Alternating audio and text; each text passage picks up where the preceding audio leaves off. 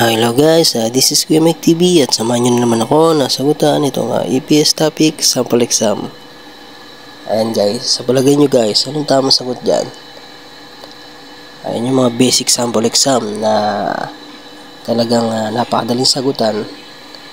Kung ganyan lang ng ganyan yung mga exam talaga namang mabilis tayo makakapasa niyan. Sa palagay nyo guys, anong tamang sagot dyan? Si number 1 ba? Si number 2, si number 3, or si number 4. Ayan guys, comment down below. And pa-follow na rin. And like and share ng aking video. Ayan, kamsahamnida. Ayan guys, ang tamang sagot dyan guys is number 3. Ayan. Ayan guys, sana nakatulong lalo na sa mga self-study. Ayan, meron na kayong idea pagdating sa totoong exam. Baka sakaling lumabas to sa phone nyo, jackpot.